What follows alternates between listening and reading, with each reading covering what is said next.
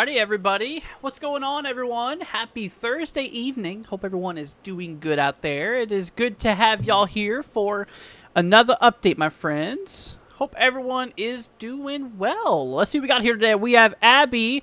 Let's see here. We have ourselves Court. We have Bill. We have Skittle. We have Scott. We have Hamilton, Kala. Let's see here. Leaky, Angelina, Twilight. What's up, guys? Good to see you. What's up, Sharon? Good to see you, my friends. Hope everyone is doing well. Theodore says, I'm sorry. What? I'm sorry, the being busy. You're good. Don't be sorry about nothing. Let's see here. What's up, Jim? Good to see you, my friend. Just made it in time. There you go, Abby. Good to see you, my friend. Anyways, folks, we got some new updates on the weather here tonight for you all. We're going to be talking about literally everything, severe weather-wise, flooding, fires, tropics. I mean, literally all the above. The jobs have me busy. Okay. Well, you're good, dude. Don't worry about it. What's up, Savannah? Saying, hey, y'all. What's up? What's up, Caleb? Good to see you, my friend. Hope everyone's doing good this evening. So, we have a lot of activity popping off in the tropics. That's what I really wanted to update you guys on here. What is going on in Hawaii? Oh, we got a lot of red flag warnings up there in Hawaii. That means some wildfire concerns. Let's see here. Humidity.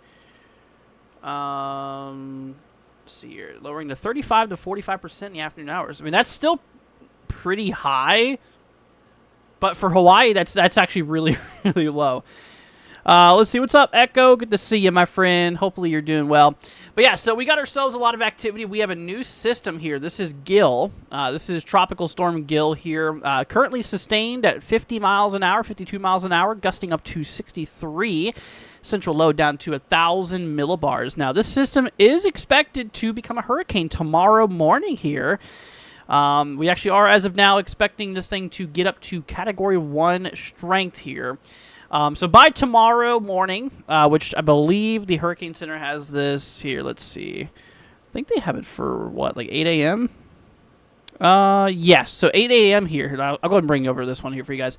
So this is from the Hurricane Center. You can see 8 a.m. on Friday here for tomorrow. This is where the system is expected to change from tropical storm into potential hurricane. Actually expected to become a hurricane here tomorrow morning, which will then continue in through Friday into early Saturday, and by evening on Saturday here, this is where we are expecting this thing to downgrade from a hurricane into a tropical storm again here, going in through the morning on Sunday, and then going through Monday as a depression. So Monday, Tuesday, depression overall. So anyways, let's see here. Info for Hurricane GIL. Yes. Yeah, this is GIL here. This is the system.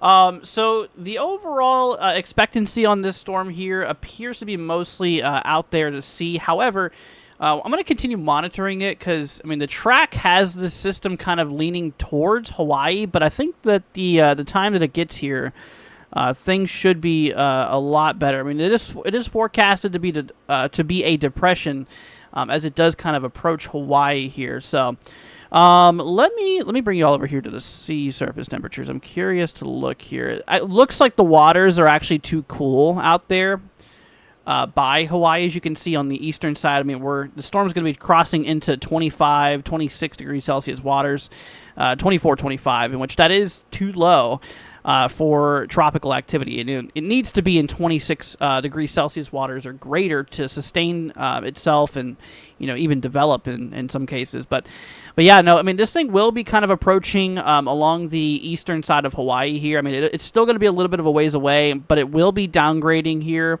as it does kind of work its way into those cooler waters here overall. So that is definitely good. But like I mentioned, I mean, yeah, this thing is actually forecasted to briefly become a hurricane here, like I said, for tomorrow.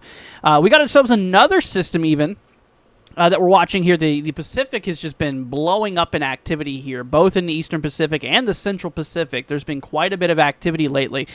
We even have another disturbance that we're watching here in the Eastern Pacific. Probability of formation through the next 48 hours is very low. We're not expecting it to do anything in the next 2 days, as it is a 10% chance overall.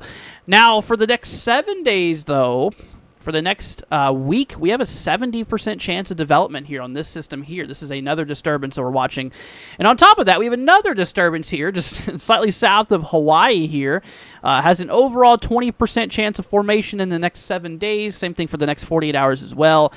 So we do have 2 new areas where we got to keep an eye out there for additional tropical cyclone development.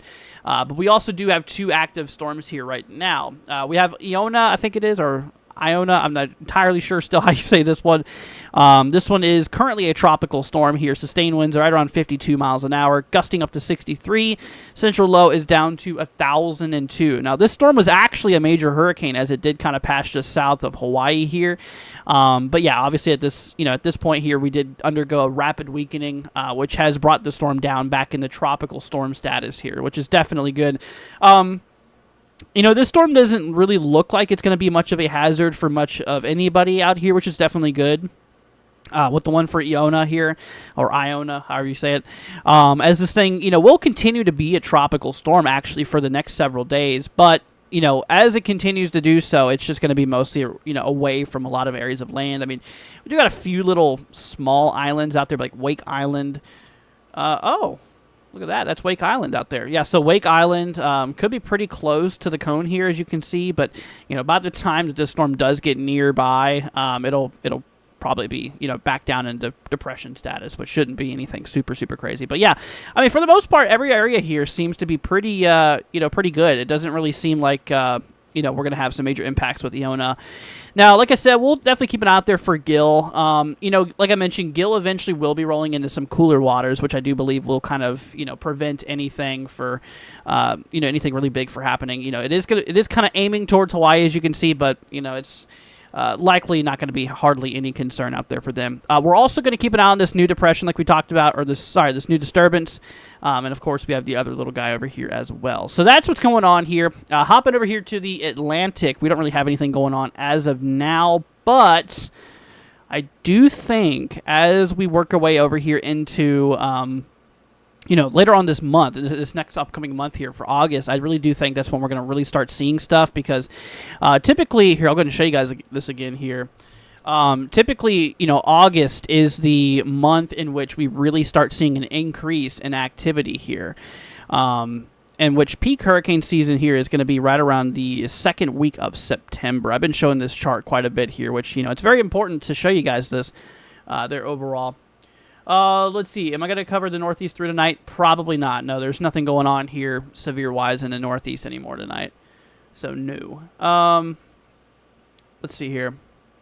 Sean, it will be it is expected to be a hurricane. Like I mentioned, the Hurricane Center, they did put this thing becoming a Category 1 here tomorrow morning. So, by 8 a.m. tomorrow, this thing will likely be a hurricane. What's up, Renita? Good to see you, my friend. Let's see here. Hazards only for marine life. Yeah, absolutely, which is good. What's up, Court? Good to see you. What's up, Ghosted? Hope you're doing well. Let's see here. What is the next for the Eastern Pacific after GIL? Let me see. And then I'm going to show you guys that chart I was telling you all about here. Give me 1 second. So the Eastern Pacific... let me pull this up here. Okay, we'll do 2025. It's pulling up. For some reason, it's pulling them up for 2022. Here we go. I wish there was... Yeah, all this is just showing Atlantic names. It's not really showing... Here, just go on Google and look for it. I don't have time to just sit here and look through all that right now. But yeah, just go on Google and look for it, okay? Anyways, but yeah, so this is the activity chart that I was wanting to show you guys here. Once again, you know, as the point here, today's last day of July. We're getting ready to work our way over here into, you know, obviously August. So you can see August 1st, you know, this will be tomorrow. And you can see we're still at the bottom of the ladder. You know, this is the general activity. You can see number of storms per 100 years, you know, just showing you how much activity it is for, you know, a given time period. And you can see that most of the activity obviously is here in September. But, you know, August 1st, that'll be tomorrow, in which we're still very low on the general activity here. So, you know, we still have all of the main campfires ahead of us, essentially, from what it looks like. So, yeah, we'll definitely have a lot more activity to come, I do believe. And so that's why, if you guys have been wondering what's going on in the Atlantic, you know, there's nothing really happening. I mean, you got to think it still is before most of the activity. So definitely got to keep an eye out there for that. Renita, coming with a $5 donation, my friend. Thank you so much, Renita. That's greatly appreciated here. Saying just showing a little support, Andrew. Thanks for what you do. No problem, Renita. That's really sweet of you, my friend. Thank you so much for that. I greatly appreciate that. That's really, really sweet of you. You guys, please give Renita a big thank you for the support. That helps me out a ton, so thank you so much. Like I said, I really, really appreciate it. Thank you. Like I said, you guys really do help keep us rolling, so I can never thank you guys more than enough. So, Renita, thank you. Once again, that is greatly appreciated. Let's see. I live in Philadelphia. Earlier, there was a lightning strike nearby, and it shook my entire house. I had one of those earlier, too. Yeah, down here in Florida, we had a couple storms out by Lakeland area here. We did have a pretty good little lightning show go on. Let's see. Had a tornado warning south of you earlier, or did you? Goodness, that's not good. But anyways. But yeah, so like I mentioned, a lot of our activity, though, guys, is ahead of us here. Once again, August 1st will be tomorrow. This is the activity. You can see that we're really going to start climbing the ladder here soon, though. As we go through August and into September, we peak second week overall in September. So we'll make sure to keep you guys updated on everything, overall. Let's see here. Kappa says, is GIL going to hit Hawaii? Unlikely, given the fact that, it is tracking towards Hawaii. But, the sea surface temperatures out there, as we mentioned, are still way too cold. The storm will be tracking its way into 24, 25 degrees Celsius waters as it kind of goes, towards Hawaii. The system is aimed towards Hawaii, but, it's going to be in some pretty chilly waters, in which tropical development here thrives whenever those sea surface temperatures are 26 and greater, 26 degrees Celsius and greater. Really, the higher the better for, sustainability and, growth of tropical cyclones here. So that is that. But, no, I don't think Hawaii is going to have much of a problem with this system here. Which is certainly good. We'll have to monitor it. I don't know if there's going to be any rain or anything like that eventually for it. This is still kind of a little bit of a ways away out here by the end of the cone. Let me see whenever the Hurricane Center has us here. Hurricane Center has GIL kind of approaching there probably sometime around Wednesday or Thursday. But yet again, probably not going to see much of anything out there, okay? Ghosted, coming in with a $2 super chat. Thank you so much, Ghosted. Appreciate it, my friend. That's really sweet of you. Ghosted, thank you for that. That's really, really nice of you, my friend. Y'all in chat, please give Ghosted a big thank you. It's greatly appreciated, my friend. Thank you, thank you. Let's see here. Henriette, is that the name of it? What, the one after GIL? Gotcha. Will it be like passing as a rain or a storm? So it probably, like I said, it probably wouldn't be anything big as it approaches Hawaii. It'd probably just be a bunch of showers or whatnot. I mean, we can't even guarantee that because, like I mentioned, this is kind of a little bit far. This is on the end of the cone. I mean, the storm's got a long way to travel. There's a lot of things that can, certainly change between now and then. So, so that's that. All right, anyways, folks, let's hop our way to the country real quickly. We got ourselves a lot of wildfire conditions popping through Northern California, portions of Oregon, Washington, southern Idaho, a lot of central southern Utah, northwestern Colorado, bits of Arizona on the southern side, also a little bit up north as well. So we do have a wildfire concern out there. Low relative humidity, some gusty winds is contributing to some wildfire activity here in these pink areas here. So we got to look out there for that. If you're across those regions, monitor that. But yeah, I mean, even Hawaii, like I said, which is kind of surprising. Hawaii's even under a bunch of red flag warnings here for literally like all of the islands here, which is crazy. There's a little island over there. I forgot the name of this guy. But yeah, I mean, there's definitely quite a bit of these. These all expire apparently tomorrow out here by Hawaii. So, we got to look out there for potential wildfire activity across Hawaii.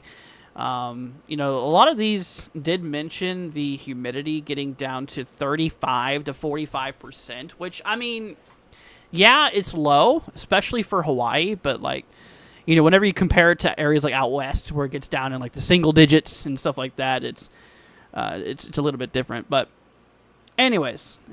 So, yeah, we got to keep it out there for Hawaii, too, for a little bit of that concern. What I find kind of crazy, though, is that we also have a bit of flood watches in effect out here for central Idaho. We have the fires to the south. We have, central Idaho here with the flood watches and whatnot. Western Montana, a little bit of Washington State here east of Seattle. Got some flood watches going on. I mean, look at this. Red flag warnings and flood watches in effect here for a little bit of central, northeastern Washington State here. So, there is that. But yeah. Let's see here. Abby says hit the subscribe too if you're new. Greatly appreciate if you guys could. Thank you for that. What's up, Banksy? Good to see you, my friend. Hope you're doing well. Good to have you here. Can a hurricane make the fires in Hawaii worse? Well, first of all, Hawaii is not going to be getting any hurricane activity, so there's no reason to worry about that. I mean, yeah, hurricanes bring wind, but they also bring a lot of moisture. But once again, Hawaii's not going to get a hurricane, so we're good. Yeah, waters are still way too cool, just east of Hawaii here, which is basically preventing this thing from continuing on. Now, if the waters were warmer out there, I don't know if it's just that. Here, we'll look at the models here. Let me bring y'all over to models here.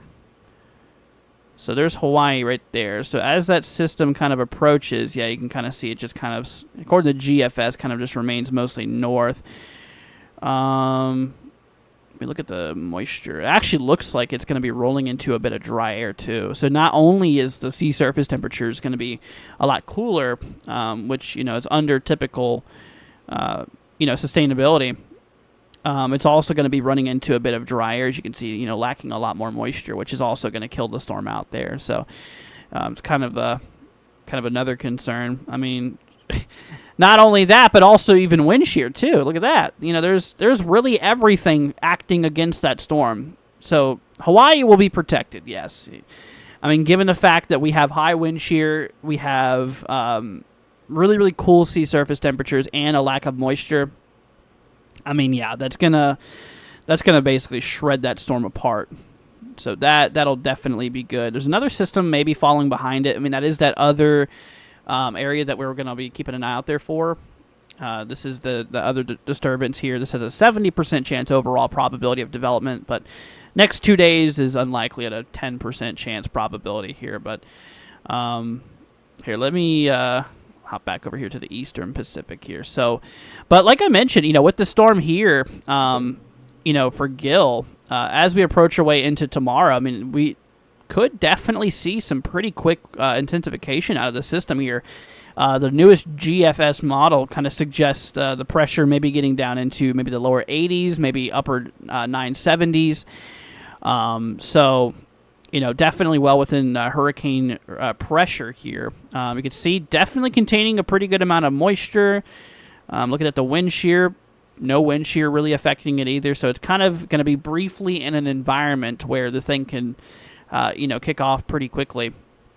But yeah, then that'll roll through. It'll reach the cooler waters, lose a little bit of its moisture, and increase the wind shear, or run into some wind shear. And then, we might have that second system, that other area that we're watching. And who knows, maybe even another one following that. It's like it never ends. It never ends. Yeah, the Pacific has been super, super active lately. So that'll roll through, and then, maybe even another system to follow behind it. So we'll definitely keep it out there for that. Euro, on the other hand, Euro. So it doesn't have GIL getting as strong, according to Euro. Still could definitely get down into maybe the mid to lower 990 millibar zone, which is, more towards like tropical storm pressure. I have seen hurricanes with the pressure of 990s many times, but yeah, the Euro definitely does not have it as aggressive as say the GFS here. CMC shows GIL even weaker overall. And then Icon, on the other hand, Icon kind of agrees with Euro. I think GFS is certainly the most aggressive here with this system. So that is that. So that's kind of a little bit of the differences for this system here. Once again, that's for GIL. And then, of course, for the system following after that, we have the next system on the list here, which that other disturbance that is kind of in the same area here. This red region here, that other disturbance that we're going to keep it out there for. So we'll definitely watch it. I mean, GFS, of course, GFS kind of has this thing becoming a hurricane too, but it's a little bit hard to tell at this point. It's a little bit far fetched. So, anyways, let's see here. The Eastern Pacific is so busy. It is. It has been very, very busy. Yeah, both the Eastern Pacific and even the Central Pacific has been extremely active lately. And like I mentioned, as we work our way into August, I think we're going to start seeing a lot more activity in the Atlantic. So we got to keep an eye out there for that. Let's see here. Kala says the temp for stronger development of hurricanes is 26 Celsius or 27 Celsius. So 26 degrees Celsius is basically the line at which systems can sustain themselves if other conditions are met, and or strengthen slightly. Anything below that, systems tend to weaken quite a bit. So, typically you want those waters 26 or greater. So, in which, a lot of the Eastern Pacific, don't get me wrong, a lot of the Eastern Pacific and the, here, I'll go ahead and show you guys this. Yeah, here's the Eastern Pacific. Oh, you guys can see that. We have some really, really warm waters out here. But, as these systems roll west, they start to encounter a little bit more cooler waters and stuff. Which in turn kind of, kills them out because then they kind of run into those cooler waters and they can't, contain their heat as much. Now, in terms of the Atlantic here, obviously the Gulf and, the Gulf and the Caribbean, as well as the, pretty good chunk of the Central Atlantic, is actually pretty darn warm. We're already primed for season, for activity here. Sea surface temperature-wise, we are already, well into, the range in which activity could occur. But like I mentioned, it's not just reliant just on sea surface temperatures. There's other things like moisture content in the atmosphere, as well as, kinematics. If there's strong wind shear, systems tend to disorganize themselves. If there's no wind shear, that's kind of where those systems tend to thrive. But it takes a wave too. It also takes a cluster of organized or cluster of thunderstorms that roll over these waters, and those conditions need to be perfect for that activity to kick off. So, regardless of, look at the Gulf though. We have temperatures 30 Celsius, 30 to 31 Celsius. Extremely warm waters out here. The Caribbean here is actually a little bit cooler, believe it or not. The Gulf is actually warmer than the Caribbean here right now. Caribbean's about 28, 29 Celsius, still good enough. And once again, kind of more towards the Central Atlantic here, we're more towards 28, 29 Celsius. So, Yeah, I mean, there's definitely quite warm out here. You know, the sea surface temperatures are warm enough. Um, Now out here in the, let's see here, is there an eastern? Let's do North Atlantic view. So looking out there by like the MDR, the main development region out here, temperatures out there south of the Cabo Verde are basically into, well within the threshold of about 27, degrees Celsius. That's about 10 degrees north latitude. We have about 27 degrees. So you can see, but just north of the Cabo Verde, they are still pretty cool. About 25 degrees Celsius out there. So you can see central and western Atlantic, including the Gulf and the Caribbean, are actually very, very warm out here, which is already primed and ready to go for a lot of that activity. So we'll have to see. But looking at the models here for the Atlantic, hopping over here back to the Atlantic, honestly, really not a lot of activity. Oh, there's GFS, but we cannot go that far out. Yeah, honestly, you should never look any more than 200 hours out. I mean, even then, I don't like to look that far. I typically go only about 150 hours within reasonable standpoint because models, they get more accurate the further you go out because of more uncertainties and all kinds of stuff that start to increase. But yeah, I mean, there's really not a lot of activity here, at least from GFS showing anytime soon. Let's see here. The latest ECMWF here really doesn't have much of anything really happening here. So honestly, I think we're pretty good. I don't think we're going to see anything here anytime soon. Let's see here. What's up, Brady? Good to see you. What's up, Mark? Hopefully you're doing good. Let's see here. What are we missing right now for more hurricane activity? What, for the Atlantic? We're just kind of lacking these storms, these waves that roll off. There's not many wave activity. And like I mentioned, it really comes down to the three main ingredients. Is the water's warm enough? If there's let me try to rephrase that. Is the water's warm enough? Is the atmosphere full enough moisture? Also, is there no wind shear? Those are the three main things. And then on top of that, you need to have a storm system roll its way off, either off of Africa or develop over the waters. So, they all don't come off of Africa. You get some that can develop in other areas here. But yeah, it's just lack of, those systems here developing here, essentially. But yeah. Let's see. Sean says, is the busy Eastern Pacific hurricane season because of the warmer waters? It certainly helps, yes. That certainly helps. Yeah, the waters are certainly very, very, very warm out there in the EPAC. But we're also having multiple waves, though, being generated. Multiple storm systems being generated. But yeah, no, that definitely does help contribute to a more active tropical activity. Yeah, for sure.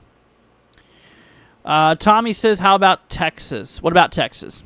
Tropical-wise, we ain't got nothing going on here for the Atlantic. Same thing for the Gulf, Caribbean, Gulf, Atlantic. We're pretty chill right now. All of the activity right now is in the Pacific, Central and Eastern Pacific, which has been super, super, super active lately. Like I mentioned, right now we have two systems in the Pacific. One in the Central Pacific, one in the Eastern Pacific. This is a new storm here. This is GIL. This is the one that we're really talking about here. This is actually, like I said, expected to become a hurricane tomorrow morning. Supposed to be a Category 1 here. Sustained winds up right around 80 miles an hour, maybe gusting towards 100 or so. As of right now, we are expecting this to become a hurricane by tomorrow morning. Hurricane Center has it becoming a hurricane right around 8 a.m. on Friday, which is tomorrow. Continue to be a hurricane all through Friday into Saturday morning. And then by Saturday evening, the cone has this thing weakening down into not depression, a tropical storm again, which will continue through Saturday, Sunday. Going into Monday, it'll reach a lot of those cooler waters and stuff, and it'll start to run in some more drier air, some more wind shear, and that'll, make it go down into tropical depression status. So how strong will GIL get? As of now, the forecast cone only has up to Category 1. There's really not a lot of models that have it getting really above that, as we looked earlier. We can look at some of the hurricane models if you guys would want to look at those. Let's take a look at the HWRF model here. Here's Iona. I don't know if we have any for GIL quite yet, but Iona's not really expected to do much here. This is the HWRF. Let's see here. There's Iona, Invest 92C. Yeah, so I don't see anything on the new developed GIL. So, oh, there's GIL. Here's HAFSA. We can look at that at least. HAFSA. Here, let me load up some of these panels here. Yeah, HFSA doesn't really have this thing developing into anything greater than probably Category 1 strength. I mean, this model does have the pressure maybe down into lower 980s, kind of similar to GFS, you know. GFS also kind of agreed on the fact that it could be, you know, within the 980 millibar range, so very saturated. There's a lot of moisture in there. You can see here on our humidity, look at that. So this is humidity between 700 and 300 millibar height.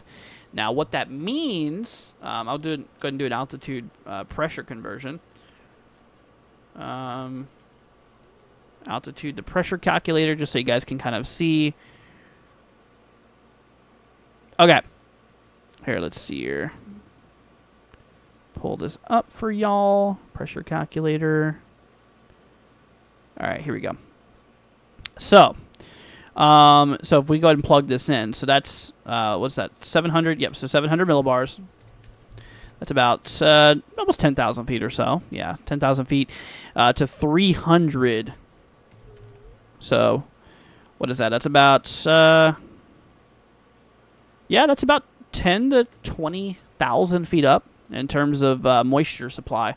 And that's the amount of humidity that's there. You can see the little chart on the top. So the bluish green, this is indicating higher humidity, more moisture, and the brown is indicating more drier air. And you can see eventually the system will kind of run into some dry air as it kind of nears Hawaii.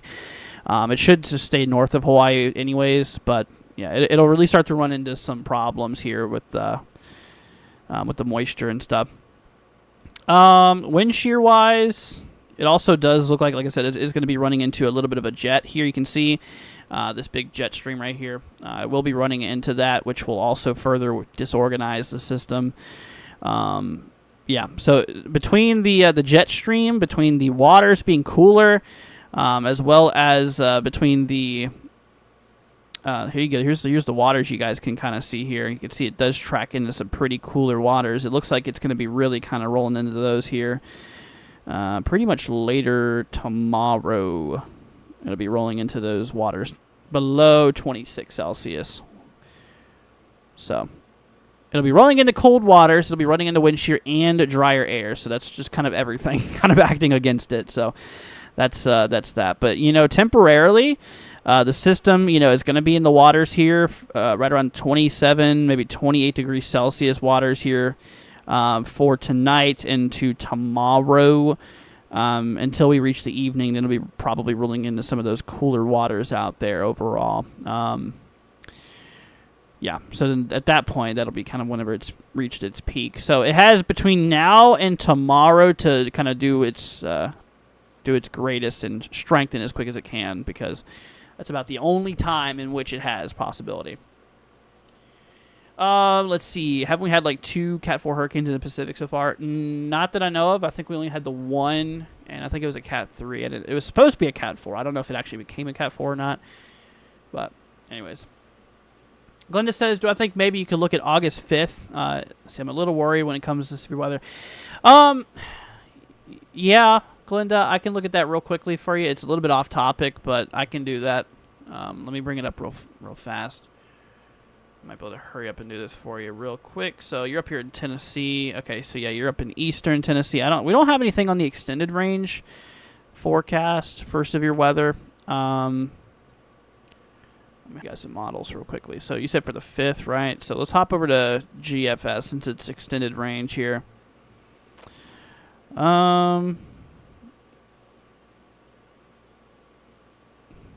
Yeah, there's not enough instability out there for any storms or severe weather, according to GFS here.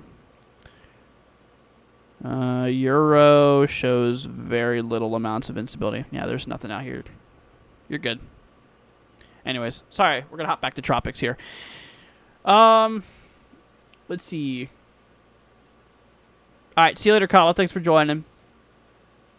Polly says, where's it going to hit, Andrew? So Iona, not Iona. Well, Iona's going to remain out to sea. And like I mentioned, also GIL will likely do the same as well. You know, people were wondering if this thing will come towards Hawaii, but it won't. The reason is like I mentioned here, as we were looking at the models, is that, you know, the waters, this system will be tracking into those colder waters here. Once again, anything below 26 degrees Celsius is, you know, not really favorable for tropical activity.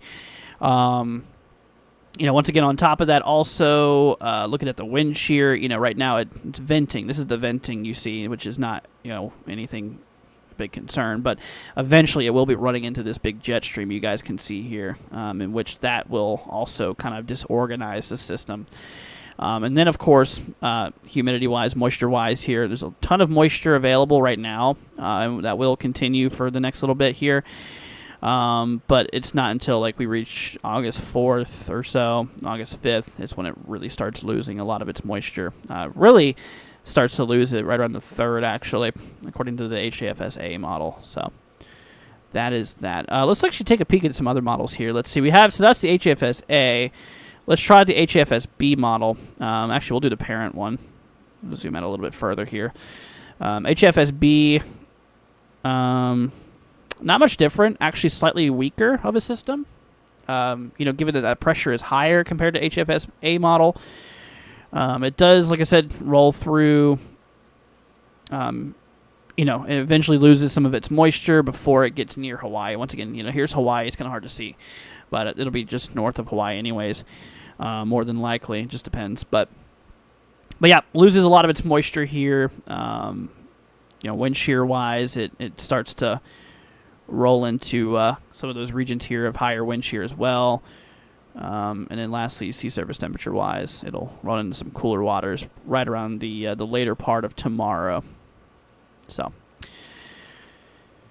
anyways, let's see, GIL, here's GFS. Yeah, GFS has this thing getting down into maybe 970 range here. You can see eventually. Oh yeah, look at that, man. So you see how saturated everything is? Looking at those QT charts, you got your red line, this is your temperature, the green line's your dew point. You see how close they are together? That indicates high humidity and great moisture content. But as we track our way, you can see also the moisture in this panel up here in the top right. You know, the blue indicating that moisture-filled environment, the brown indicating more drier. You can see once it starts running into more drier air here, you see how much more spacing there is between your dew point here in the green and your red actual temperature. So, and this goes over altitude, by the way. This is in pressure, but it goes off of altitude. Like I mentioned, we did our pressure altitude calculator a little bit ago. 700 millibars is right around 10,000 feet or so. 300 is right around 20,000 feet or so. So, yeah, it's not always approximate height either, but you can see that eventually, you know, we go from a very, very moisture-filled environment with our SQTs, our temperature and our dew point plots so close to each other, and then as we go in further down in time, everything starts to spread out here in our mid-levels. Lower levels remain fairly moist, actually. As you can see, a lot of it's just mid-level dryness, essentially. A lot of it's mid-level drying that occurs. Which it really starts to run into that right around the 3rd and 4th or so. So that is definitely going to be kind of the end of that storm there. Let's see here. Since Florida gets a lot of landfall and water spouts, I guess tornado season's almost year-round there. Let's see, also tropical tornadoes embedded in hurricanes. Yeah, the eastern side of tropical systems is where you have that tornado concern, you know, overall. But haven't heard much about water spouts, but they are very, very common across Florida and a lot of coastal regions, actually, especially Florida, though. Absolutely. But anyways, folks, we're going to hop back to the main states here. Let's take a look here back at the U.S. So, you know, we're going to look out for any big systems. I don't think we really have anything much going on here, nothing crazy. Hopping back over here to the to my program here. Looking at the convective outlooks over the next few days, severe weather-wise, moving from the tropics into severe weather. We do have ourselves a little bit of severe weather for tonight. A few more scattered, strong to severe storms here. Portions out there by like Colorado. Portions of Nebraska, South Dakota, Wyoming, Montana, bits of Idaho. We do have 2 level 2 threats as well. One across Wyoming and one across a little bit of northeastern Colorado and western Nebraska. Tornado-wise, no tornadoes. Not expecting anything like that. A little bit of gusty winds. A little bit of hail too possible. Tomorrow, not much of a big day either, severe weather-wise. We do have ourselves a level 1 threat for bits of Georgia, bits of really all of South Carolina here, a little bit of southern North Carolina here as well. And then, of course, we have another region up here by the east, or just kind of east of the Rockies here, into the plains, up across northeastern New Mexico, cutting through Colorado, Nebraska, Wyoming, bits of South Dakota, and southeastern Montana. Tornado-wise, tomorrow, both regions, not expecting any tornadic activity, so we're good on tornadoes tomorrow as well. 5% wind risk here for both areas, and we do have ourselves a 5% hail risk for the region up here in the Rockies and Plains, and down south, no hail threat at all, so we're looking pretty good. Then day 3, which this would be here for Saturday. Saturday, we have another risk out there for severe weather, like southern Georgia, a little bit of northern Florida, bits of southeastern Alabama, and once again, kind of out here by the plains and just east of the Rockies here, northern Texas, the Panhandle out there, Panhandle, Oklahoma, western Kansas, western Nebraska, eastern Colorado, northeastern New Mexico. In which there is no breakdown as of now for the day 3 outlook, so we cannot look at that in terms of probability as of now. It's only available for days 1 and 2. Working our way over here into Sunday. Nothing for Sunday, nothing for Monday, nothing for Tuesday, nothing for Wednesday, and nothing for Thursday. So nothing really, really crazy severe weather-wise. Actually, we're pretty mild comparing to how kind of things have been lately. So very, very good. Very, very happy to say that. Severe weather-wise, things have certainly calmed down a bit. Now, flooding-wise, though, for the rest of today, actually, we did have that big flooding threat up in the Northeast. A lot of that's already occurred. But, yeah, the rest of today, we have a pretty long level 1 flooding threat here across the lime green areas here. These are a 5% chance, at least a 5% chance for flooding. So some of those flood-prone areas could see a little bit of flooding out there in the light green areas here today. Tomorrow, we actually do have a greater concern for flooding out here by the Carolinas, both southern North Carolina, central and northern South Carolina here as well, at least a 15% chance for flooding. So if you're out there by the Carolinas in this yellow area, please be careful. Especially if you're in a flood-prone area, make sure that you're watching out for that. We even do have a little isolated level 2 threat as well out by Dallas, actually. Dallas-Fort Worth region here, we do have at least a 15% chance for flooding tomorrow as well. And then, of course, the level 1 does extend back up into the Pacific Northwest through the plains overall. So that's for tomorrow. Saturday, we have another level 2 risk up here for southern South Carolina, including areas like Charleston, Hilton Head Island, portions out there along like southern Georgia, northern Florida, at least a 15% chance of flooding there. Once again, level 1 threat extending through the plains up in the Pacific Northwest. Then we work our way over here into, so that's day 3, so that'll be here for Saturday. So now we're going into Sunday. Sunday, another little risk out by areas like coastal Georgia, south of Savannah, at least a 15% chance. Also, Oklahoma City area going into south central Kansas here for Sunday. Then lastly, Monday, we just have 2 at least 5% chance areas here. One across the southeast leading up into the Ohio Valley, and then another one here for Montana as well. So that's kind of our flooding outlook here regarding everything. So that's our severe weather. That's our flooding probabilities. We already went over everything in the tropics for you guys. Once again, fire weather, we do have a bit of a concern here for areas of Arizona, Utah, portions of Idaho, Oregon, as well as areas out there in California, and even Hawaii. Like I mentioned, Hawaii even has some red flag warnings out there that expire tomorrow. Dry and locally windy trade wind flow will produce critical fire weather conditions through at least Friday, possibly into Saturday. Winds will be strongest over the downwind or strongest over and downwind of terrain. So that is what we need to look out there for. Humidity levels are between 35 to 45%. Let's see here. And in terms of wind gusts here, east 15 to 30 with gusts up to 40 for some regions out there. So, yeah, got to keep an eye out there for that that concern here. Let me actually bring you guys back to models real quickly, real fast over here by the out here by the Central Pacific, and we'll go ahead and take a look here at some of the activity here. So let's actually go ahead and grab a little bit of a view here. Let's see. Maybe I have to make it a little bit smaller. Not too much still. All right, let's try some for the big islands here. Maybe that still too much. Huh. Interesting. How is that still too much? Good. Oh, you know what? Altitude. That's exactly why, isn't it? Yeah. It's got to do with the big altitude difference. Surface pressure varies too much. So let's try just off the coast here.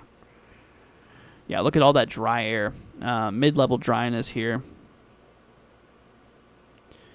Definitely is a bit dry for a lot of the lower to mid-upper parts of the atmosphere. Really can kind of contributing into some of that. Maybe I'll grab a single point sounding up across the big island here. Dew points are pretty. Dew point depression is pretty great, given that there's a pretty big gap between our surface temperature, surface dew point and our surface temperature, as well as mid-level dryness again. Plus a little bit of gusty winds possibly at the surface. So, anyways. Well, honestly, y'all, that's really about it. I mean, there's really not a whole lot more to really talk about. I mean, we basically went over everything we needed to, severe weather-wise, tropical-wise, flooding-wise, fire-wise. One thing I will mention is that we do have ourselves a bit of air quality concerns up here. There's a lot of wildfire smoke from the Canadian wildfires working their way down here into the plains, the Midwest, and portions of the Great Lakes region here. So definitely need to keep an eye out there for that, you guys, as it is a bit of a concern, especially for people who are really sensitive to it. So keep an eye out there for that. But yeah, the Great Lakes have been seeing a lot of smoke, still continuing to, unfortunately. That is also a bit of a concern out there. We got a little bit of heat advisories too in effect out here by the deep south, areas out by let's see here, Mississippi, portions of Alabama, Louisiana, Georgia, South Carolina, portions of Florida. We have quite a bit of heat advisories. Some areas here up above 110 or so possible. So, anyways. But, yeah, if you guys have any questions before I roll off here, feel free to throw them down below. I will be more than happy to help. If you're new to the channel, consider subscribing. It'll be greatly appreciated. And if you guys could, leave a like as well. Just want to say thank you all. Let's see here. But anyways, what's up, Randy? Good to see you, my friend. Hope you are doing well. But yeah, everybody, going once, going twice. If you guys want to do some zip codes too, I'll be more than happy to. Just to help keep you guys weather-aware updated. We're here for you guys. So we got a severe warning up here in eastern Montana for quarter hail and winds 50 or less. Renita says, is the flooding going to be bad, Andrew? What, for you? So your area, forgot what I said about your flooding. Let's go to excessive rainfall. So today, no. It's at least a 5% chance tonight. Tomorrow, no. And then, yeah, so for the next 3 days, you're in at least a 5% chance for flooding. That's only a really, a little bit of a concern for areas that are in low-lying spots. So if you're in a low-lying area, it could be a concern, but it shouldn't be anything significant, no, given that it is the lowest risk here. It's at least a 5%, so that is pretty low probability. So probably not going to be much of anything for you. What I can look at here is the multi-day precipitation. Let's do the next days 1 to 3. Yeah, areas south of you, though, could definitely see quite a bit of precip. Look at that, by Carolina coast out here, by South Carolina's coast. We could pick up good maybe 3-4 inches or so. Southern Georgia, maybe a good 3 inches or so as well. Yeah, so this is how much rain we could see over the next 3 days. You can see some out there by the plains, an inch or so. most of the rainfall in the next 3 days is going to be across like southern Georgia, which is mostly south of you, and coastal South Carolina and a little bit of coastal North Carolina as well. That's kind of where most of the rainfall is expected here. So, Ghosted says, thanks, Andrew. Have a great night. You as well, my friend. Thank you for joining. I appreciate you.